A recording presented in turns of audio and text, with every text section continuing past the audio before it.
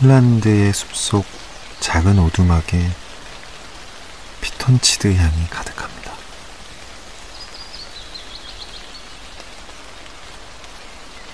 숲을 적시는 빗방울이 공기를 촉촉하게 만들고 향긋한 나무 냄새를 실어옵니다.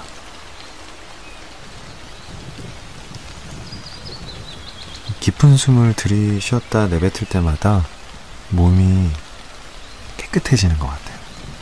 머릿속까지 맑아지는 기분입니다. 핀란드 사람들은 주말마다 숲속에 지어놓은 이 작은 오두막, 코티지에 와서 쉬었다 가는 게 일상이라고 해요. 정말 작아요. 작지만 아늑합니다. 동화책에 나올 법한 나무로 된 집인데 딱 몸을 눕히고 책상에 앉아서 창밖을 내다볼 수 있을 만큼의 공간. 길게 뻗은 침엽수 사이에 아무것도 해치지 않고 딱 그 정도의 땅만 숲한테 빌려서 집을 얻어놓은 것 같습니다. 핀란드 사람들은 자연에서 나를 치유하고 재충전하는 것이 중요한 휴식 방법이라고 믿습니다. 이곳에 잠시 머물면서 숲길을 걷고 길에 떨어진 베리를 줍고 또 호수에 앉아 노을을 바라보고 그렇게 자연 속에서 행복을 찾는 게 진짜 휴식이라고 생각하죠. 아까는 낚시하러 나갔다가 밤하늘에 진짜 환상적인 오로라를 봤어요. 호수 위로 초록빛 물결이 정말 커튼처럼 내려와 있었어요. 와, 오로라를 다 보다니 역시 난 운이 좋아. 이러고 쓱 했더니 이맘때 사흘을 머물면 이틀은 볼 수 있다네요. 이 동네의 흔한 풍경이었습니다. 자연이 주는 즐거움이 얼마나 놀랍고 우리를 행복하게 하는지 새삼 이곳에 와서 깨닫습니다.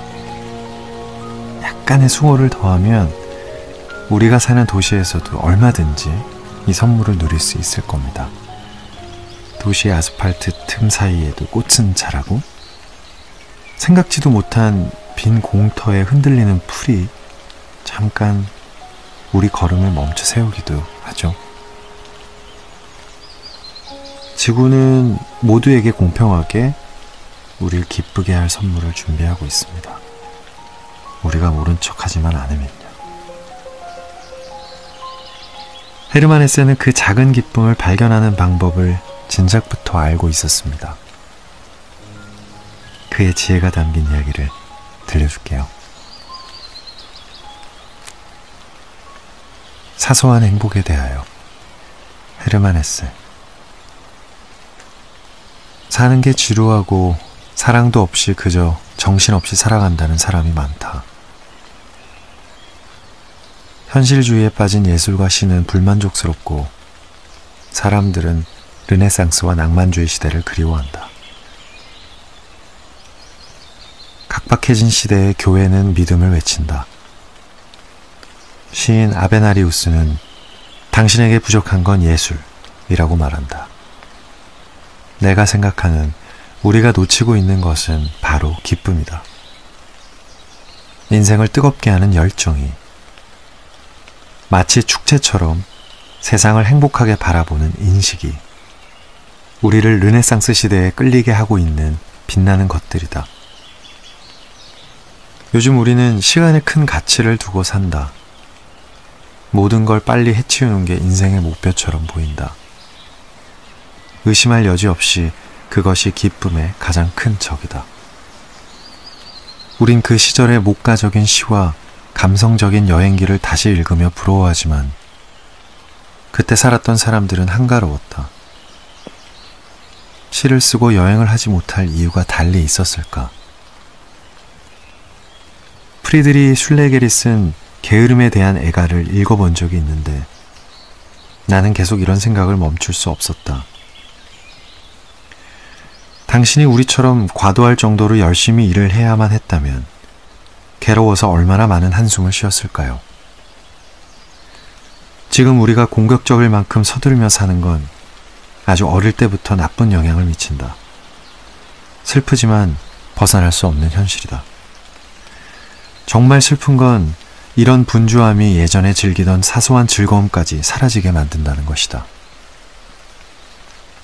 지금 우리의 모토는 될 수 있는 한 많이, 할 수 있는 한 빠르게가 되어버렸다. 그래서 쾌락은 점점 넘쳐나지만 진정한 기쁨은 점점 줄어드는 것이다. 도시의 큰 축제나 놀이공원을 다녀와 본 사람은 알 것이다. 그곳에서 우린 고통스럽고 만족스럽지 않은 기억을 안고 돌아온다. 흥분된 상태로 더 먼저, 더 빨리 해치우려는 사람들로 가득하기 때문이다. 극장이나 오페라 하우스, 콘서트홀이나 전시회장에 가도 마찬가지다. 즐거움을 과도하게 추구하는 사람들 때문에 예술 전시를 가는 것이 기분 좋은 경험을 주지 못한다. 부자들이라고 다르지 않다. 그들은 다를 것 같지만 그렇지 않다. 그 자리를 지키려면 주변에 잘 적응하고 돌아가는 상황에 잘 따라야 한다. 나 역시 이런 잘못된 상황을 바꿀 만한 뚜렷한 해결책은 없다. 다만 트렌드와는 다르지만 나의 개인적인 공식 하나를 기억해낼 뿐이다. 적당히 즐기는 것이 2배로 즐기는 방법이다. 그리고 절대 작은 기쁨을 지나치지 마라. 적당하다는 건 뭘까? 연극을 좋아하는 사람이라면 초연을 놓치는 용기가 필요하다. 책을 좋아하는 사람이라면 신작이 나오고 몇 주가 지나도록 그 책을 읽지 않아도 괜찮을 수 있는 용기가 필요하다. 매일 나오는 신문을 읽지 않는 사람은 터무니없는 사람 취급을 받는데 이것을 이겨낼 용기도 필요하다. 이 용기들을 실천으로 옮긴 몇몇을 아는데 후회하지 않는다는 것을 안다. 매주 연극을 볼 수 있는 회원권을 가진 사람이 2주에 한 번 극장에 가도 뭔가를 놓치고 있다는 생각이 들지 않아야 한다. 장담컨대 잃는 것이 아니라 얻고 있는 것이다. 전시장에 가서 한꺼번에 많은 그림들을 보는 것에 익숙하다면 단 한 작품만 보고 오는 것을 시도해보라. 가능하다면 한 작품 앞에서 1시간 혹은 더 길게 시간을 보내며 그것에 대해 하루 동안 사색하고 만족감을 느껴보는 거다. 그렇게 하면 반드시 무언가를 얻어갈 것이다. 독서광들도 마찬가지다. 가끔 새로 나온 책에 대한 얘기를 나눌 때 끼어들지 못해서 짜증날 수도 있다. 누군가의 비웃음을 당할 수도 있을 것이다. 하지만 얼마 지나지 않아 그가 웃음 짓는 사람이 될 수 있다. 그리고 스스로를 통제할 수 없는 사람이 있다면 일주일에 한 번이라도 10시에 잠이 드는 습관을 가져보라고 말하고 싶다. 빨리 잠이 듦으로써 밤 시간을 포기하는 것이 그 대가로 얼마나 큰 행복감을 주는지 놀라게 될 것이다. 사소한 행복은 모든 적당히 하는 것을 습관들이는 것과 아주 가깝게 연결되어 있다. 사소한 행복을 사랑하고 적당히 하는 능력은 모든 사람에게 천부적으로 주어지는 것이다. 이 능력을 되찾기 위해서는 바쁜 일상 속에서 잃어버린 쾌활함, 사랑, 그리고 시의 아름다움이 필요하다. 사소한 즐거움들은 눈에 잘 띄지 않고 우리의 일상에 너무 사방으로 흩뿌려져 있기 때문에 둔감한 사람들은 그것들을 찾아내지 못한다. 이 행복들은 눈에 띌 만큼 대단해 보이지도 않고 광고가 되지도 않으며 돈도 들지 않기 때문이다. 돈이 가장 안 드는 것은 아이러니하게도 가장 사랑스러운 기쁨이라는 것을 사람들은 알지 못한다. 매일 자연 속에서 느낄 수 있는 행복감이 특히 그렇다. 우리의 눈은 우리가 마음만 먹으면 행복을 찾아낼 수 있다. 아침에 작업실까지 걸어가면서 나는 여러 사람들을 만나게 된다. 그들은 대부분 막 잠에서 깨자마자 침대에서 빠져나와 급하게 뛰어가거나 길가에서 떨고 있다.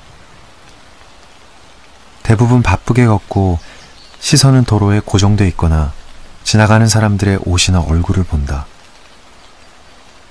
그대들의 머리를 들어보라. 고개를 들면 나무와 적당한 크기의 하늘을 어디에서든 볼 수 있다. 꼭 파란 하늘이 아니어도 된다. 해가 뜬 날엔 비쳐드는 햇살을 느낄 수 있다. 매일 아침 잠깐이라도 하늘을 올려다보는 것에 익숙해지면 어느 순간 주변을 감싸고 있는 공기를 느낄 수 있게 되고 부스스 일어난 출근길에도 아침의 상쾌한 공기를 맛볼 수 있을 것이다. 집집마다 지붕 모양이 다르다는 것도 알게 될 것이다. 이것들에 집중을 해보면 우리 곁엔 늘 자연이 함께한다는 걸 느끼고 남은 하루는 순간순간 행복해질 것이다. 시간이 지날수록 당신의 눈엔 작지만 확실한 행복들이 보이게 될 것이다. 자연과 거리의 불빛들을 보고 즐기게 되고 매일매일에 넘쳐나는 즐거움을 발견하고 감사할 수 있게 될 것이다. 이 단계에서 시작해 완전히 훈련된 예술적인 눈을 갖게 되는 것은 이 과정의 반이다. 가장 중요한 것은 시작하는 것, 바로 눈을 뜨게 되는 것이다. 높게 펼쳐진 하늘, 초록색 나뭇가지가 뻗어있는 정원의 담장, 튼튼한 말, 잘생긴 개, 아이들의 무리, 아름다운 얼굴. 눈을 들어 이것들을 볼 수 있는 능력을 갖춘 사람은 도시의 거리에서도 시간을 허비하지 않고 소중한 것들을 볼 수 있다. 이렇게 세상을 바라보는 것은 피곤한 것이 아니다. 오히려 우리의 마음을 더 강하게 만들고 활력을 더한다. 눈을 들어 보게 되면 모든 것은 아무리 아름답지 않게 생겼더라도 생생하고 뚜렷한 부분들이 그 안에 존재한다. 필요한 것은 보고자 하는 마음뿐이다. 응원, 사랑, 시의 아름다움은 보는 행위와 함께 따라온다.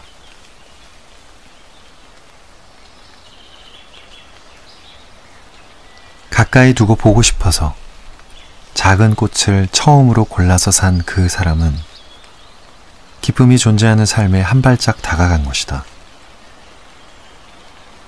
꽤 오래 썼던 내 작업실 건너편에는 여학교가 있었다. 10살 학생들이 있는 반은 내 작업실 바로 옆에 놀이터가 있었다. 나는 그 당시 정말 일이 많았고 때때로 아이들 노는 소리에 시달렸다. 하지만 아이들이 놀고 있는 놀이터를 한번 바라보는 것은 내가 언어로 설명할 수 있는 것보다 훨씬 많은 기쁨과 열정을 내 삶에 불어넣어 주었다. 아이들이 입고 있는 밝은 색의 옷들, 생기 넘치고 명랑한 아이들의 초롱초롱한 눈, 그리고 아이들의 유연하고 힘찬 움직임들은 내 인생의 행복 수치를 높여주었다.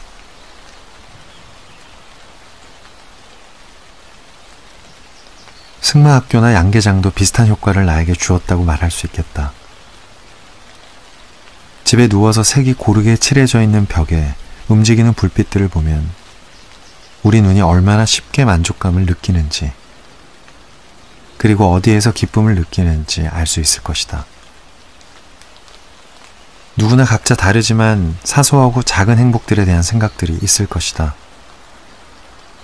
꽃이나 과일 조각의 향기를 맡을 때 느껴지는 행복, 스스로의 목소리 혹은 다른 이의 목소리를 들을 때의 행복, 어린 아이들이 떠드는 소리를 들을 때의 행복 같은 것들 말이다.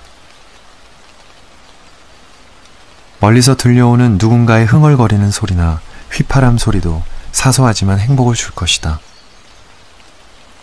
한 사람의 인생 동안 느끼는 수천 가지의 사소한 행복으로 목걸이를 만들 수 있을 것이다. 혹시 시간에 허덕이거나 공감할 수 없어 힘들어하는 사람이 있다면 나의 조언은 이러하다.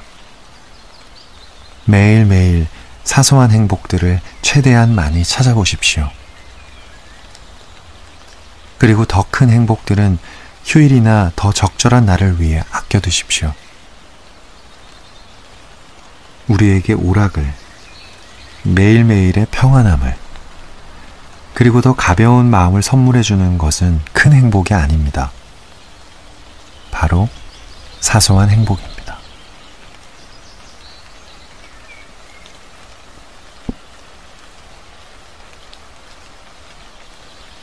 온몸의 감각에 집중을 하면 보이지 않은 것들이 눈에 들어오고 아주 작은 소리도 들려옵니다. 스치는 바람도 만져지는 것 같아요. 공기의 냄새, 그리고 맛도 느껴지죠. 오감이 예민해지면 육감도 살아납니다. 몸의 감각이 아닌 정신의 감각이죠. 어떤 예감 같은 거. 그리고 놀랍게도 우리한테는 제7감이라는 게 있다고 해요. 본능적으로 인생을 즐기고 기쁨을 느끼고 즐거움을 추구하려는 감각이라고 합니다. 그 7감을 키우려면 이런 노력이 필요하대요. 자주 웃을 것, 분노를 고백할 것, 세상 모든 것의 장점을 발견할 것. 오늘은 좀 느긋하게 앉아서 나를 행복하게 만드는 사소하지만 확실한 기쁨들, 그 리스트를 적어봐야겠습니다. 그리고 제 7감을 발휘해서 행복하고 달게 잠을 청해봐야겠습니다. 이제 그만